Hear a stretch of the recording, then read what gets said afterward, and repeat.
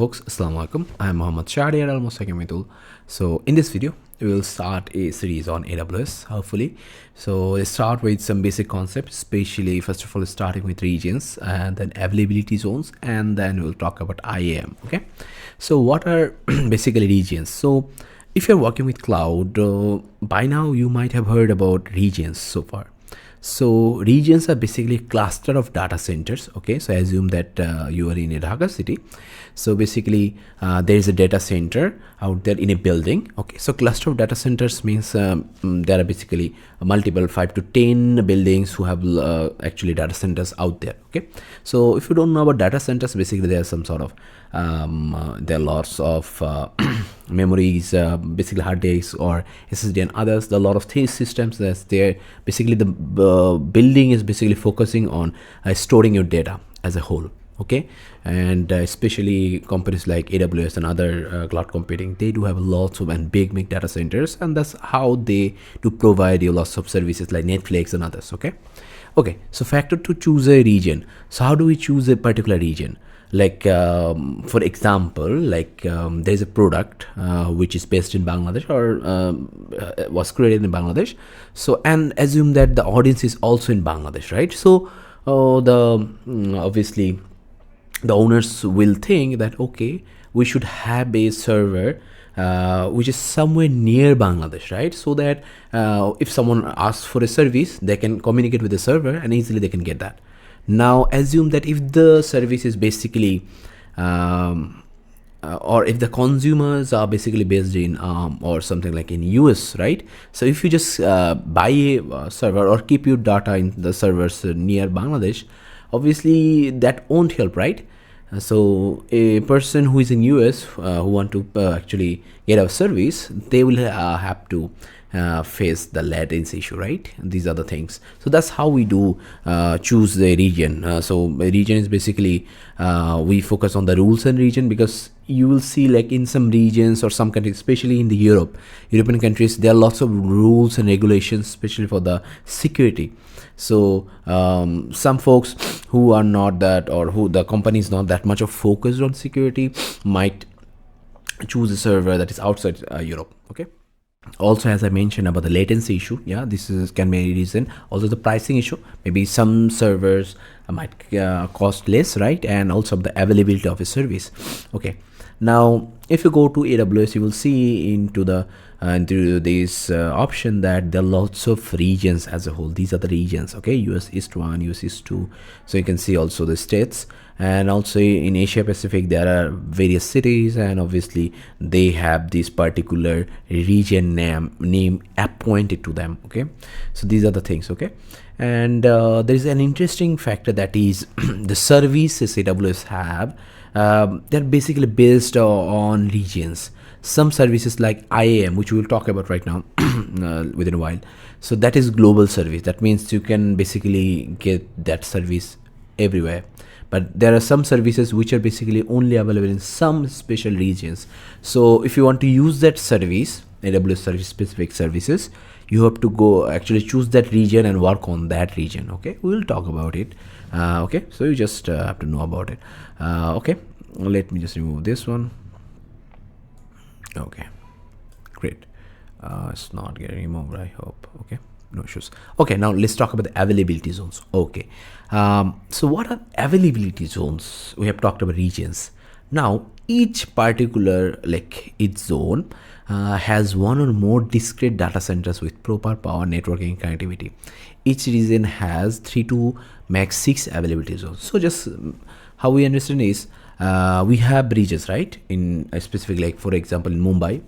So that Mumbai, obviously it has some availability zones within the Mumbai city. Okay, so that means in that particular, basically like in the Mumbai city, there is maximum 6 availability zones or minimum 3 availability zones. But what are the availability zones, right? So for example, you can see AP Southeast 2. Okay, this is a region. So this region has basically you can see there are 3. This is 1, this is 2, and this is 3. 3 availability zones, and you can see the first part is obviously the same. just like the region, and then there is some differentiator like A, B, or C, whatever it is, just to make it differentiate between the availability zones. Okay, so within a particular region we can have multiple availability zones. Okay, why as a whole we do need availability zones? Like, okay, so assume that we want to keep our data centers in I believe Mumbai. Okay, no problem with that. Now you have just kept your data in these availability zones. Okay, no problem with that. Now if something happens with this data center, basically maybe there is a flood coming up or anything, any electricity issue or something, then the data is lost, right? So within a particular, obviously you have chosen this region, no problem with that, but within the region you have multiple availability zones where you can keep your data. So if you keep your data in 3 of the availability zones, so your data is kind of safe, right? Because assuming that 2 of the data center has been actually kind of burnt or whatever, there are a lot of calamities that can happen, then this once the data center is already there, which you can call it as the availability zones. Okay, great. Now alongside that, we have AWS has 400 plus point of presence, which is basically it has 400 plus edge location plus 10 plus regional caches. You can just search for aws.amazon.com /CloudFront/features. So here you can see this whole image. So these are the one of the things. So a lot of things like edge location, multiple edge location, and you can also see we have regional edge caches. Okay, great. Now let's talk about IAM. So I was talking about IAM just a few moments back, right? So IAM is identity and access management. Okay, so just to be precise, what is IAM? Okay, now assume that you are a company called Global Astra or something like that. Okay, no issues with that. Now assume that your company has created an AWS account. Great, no problem with that. Now within an like you have the whole AWS account, obviously your company have the account, and you have added your credit card and others with this account. Okay, no problem. Now what you want is you have 20 developers. Some work with some specific, like some works with the web development part, some work with the DevOps part, and so on. Okay, so something like that. Obviously you don't want everyone to access every service. Why? Because if everyone can access every service, obviously there might be some issue with the security, right? You don't want that. Obviously you want the DevOps engineers to only access the DevOps services in AWS, obviously, right? Or you want the ML engineers to get access to the ML services in AWS. So what you do is basically you can create some accounts within your main account which you can share with the developers, and you can restrict their permissions. Okay, so in this way what happens is you can control their permissions as a whole. Okay, so that is obviously very much helpful, and you will see how we do it. But as a whole, if you are using AWS, you are obviously suggested that don't use your root account. What is root account? Basically your main account, as I mentioned, the Global Astra or something, they have created an account. Don't use this account to create anything, because sometimes there might be some service that is going on or open something. If that is open in a account which was created under the Global Astra or something, like some IAM account or something like that, you can just initially delete the account or handle this permission. Okay, but if you mistakenly sometime delete something from a Global Astra, it's totally gone, because it's a main account. If anyone deletes anything from the main account, it's gone. And also interesting factor is you have to keep it in mind that Global Astra has an account, right, which we mentioned. This is the main account. Within that we have maybe 20 accounts, IAM accounts, which we have created.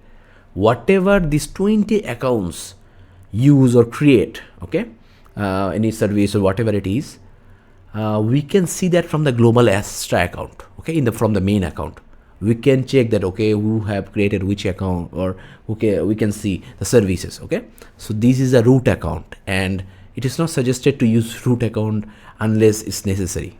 So if you're an admin, what you can do is, if you have the root account, create a like admin account or admin ID or whatever, a IAM account which has all the admin access.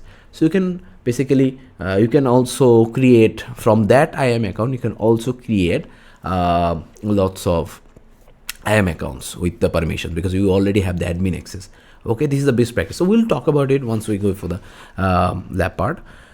Okay, now let's talk about the IAM one. You can see, as I mentioned, it's a global service. That means it is available in every region. Okay, then used to provide correct permission to user groups or organization else. So the thing is, you can create users, groups, and others. You can see it within a while, and you can basically provide them permissions, like what to access, what not to access, which service to access, what activity can you do, and so on, right? And the permission can be given using JSON. So this is a format, and you can see this is an example of a JSON file. Okay, and follow the least privilege principle. So if you work with if you are from computer science background, you'll see like when talking about the permissions and security, this is suggested that you need to actually give the least permission as a whole in everything, because unless that there might be some issue. Okay, so let's go for the lab part then. Okay, now we are within the AWS account. Okay, as a whole. Okay, great. Now now here we are within our AWS account. What you can see here is basically you can see root user has MFA, multi-factor authentication. That means the main account which I have enabled multi-factor authentication, which they are suggesting, right? Then I have MFA obviously, and deactivate or delete your access keys unused for more than 1 year. Okay, you can work on with it, and we will learn about access keys later on, obviously, what we can do with it and how we are going to use it. Obviously that's not that necessary, but obviously enabling MFA is very much necessary. So if you are using an AWS account, you can obviously do that. But interestingly, these AWS account, you can see here, whatever it is, this is actually not a root account. Okay, what am I saying actually? Okay, let's just go for here. If you look into here, you can see account ID, account name, okay, account color, okay, not set, but account alias, this is what you can customize from here. You can see here, you can edit and customize. Okay, no problem. But here you can see IAM user. That means, as I mentioned, like the global Astra is the root account. Okay, now within that, create a IAM user who have all the admin permission, and give it a name or admin ID or something. No problem with that. Use that account. Okay, use this account. So this is what I am doing. This is the best practice which we should do. That is, use a IAM account which has the admin access. This is what I can do because I am the admin. Now I can create 20 developers account, no problem with that, and give them access. Okay, no problem. And I'm going to verify that, right?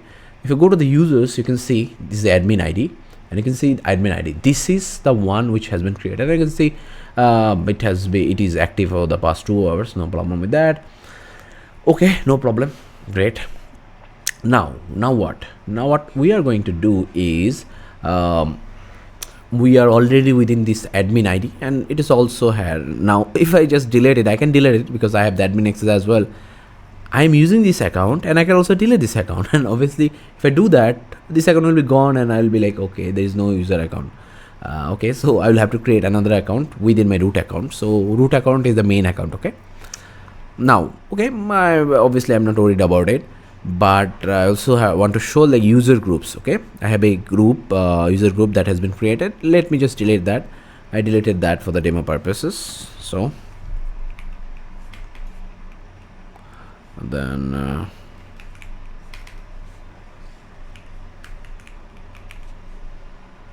great, so that should be deleted, I believe. Okay, great. Now let's go for here, and as I'm using the admin ID, assume that I want to create 20 developers account, but starting in just one. Okay, for example, just for this video, let's just create a user. So dev1, let me,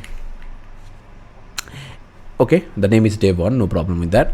And I want to obviously provide the person with AWS management console. Okay, optional. Now another thing is auto generated password.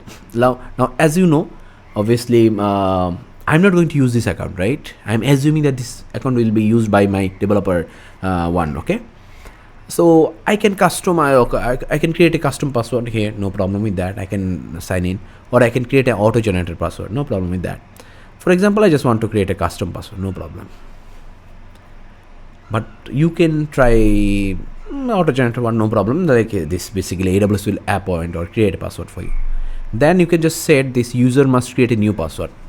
As for this demo, I'm going to use this password, I'm going to use this account. I just don't want to like keep it ticked.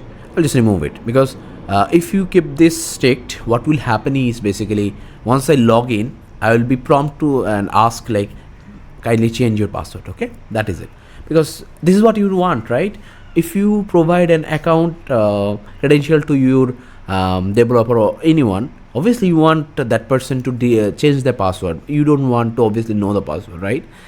You can, as an admin, you can see what is happening, or what are the files that have been created, but surely you don't want to know the password. So for this one, I am just going to write this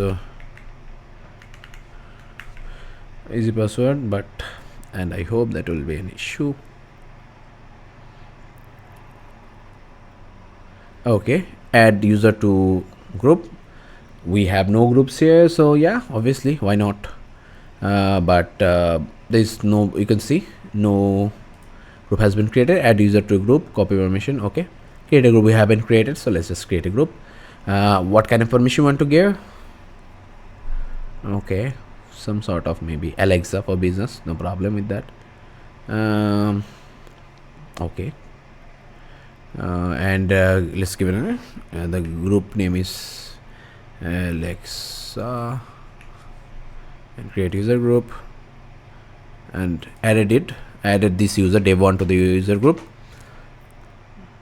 Okay, and for the tags, what are these tags for? Later on, like if you work with lots of development tools and others, you will see like we do discriminate permissions basically based on these tags. So we can create tags. We'll see later on, we'll use that. So right now, let's just avoid that for a while. Let's see, press this create user. So here you can see these are the credentials. So I can now email this instruction to the developer, or download the CSV file, and then obviously, and then upload these CSV file via the mail to the developer. No problem with that. There are lots of options actually, or something like that. Okay, and what now I am going to do is basically assuming that I am the developer one. Okay, let me just run this in a incognito mode, right? Copy this one, incognito.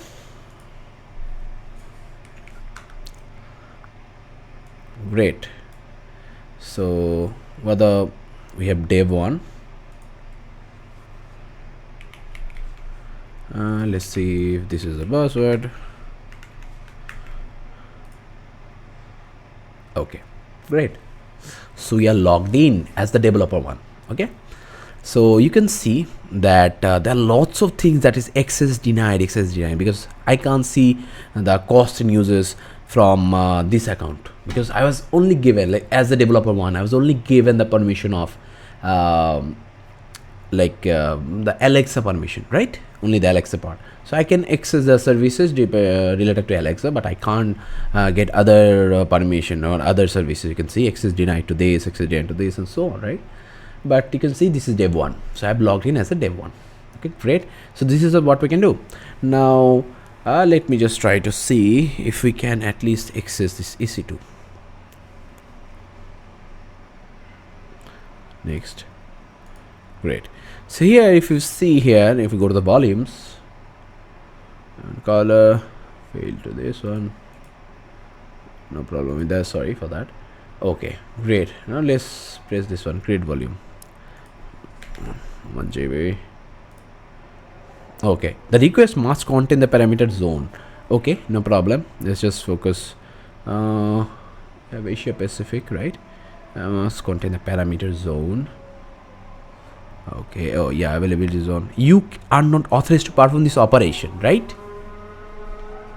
So which means that as I mentioned, this account has only the Alexa permission. It cannot create any other thing or do any other thing.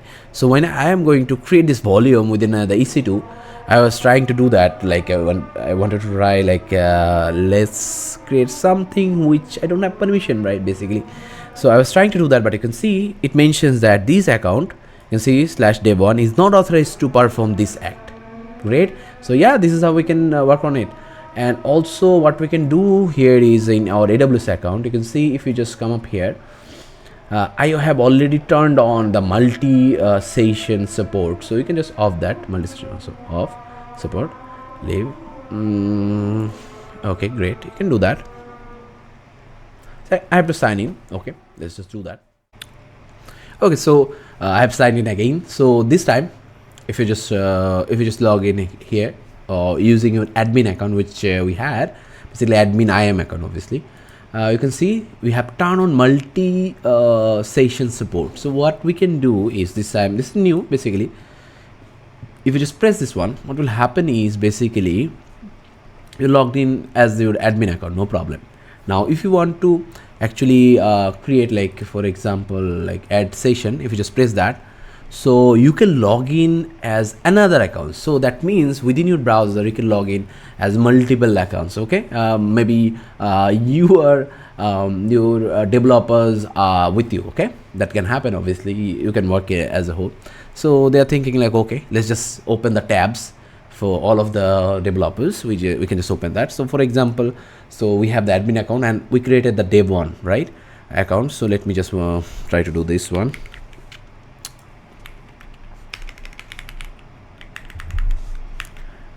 If you just sign in here,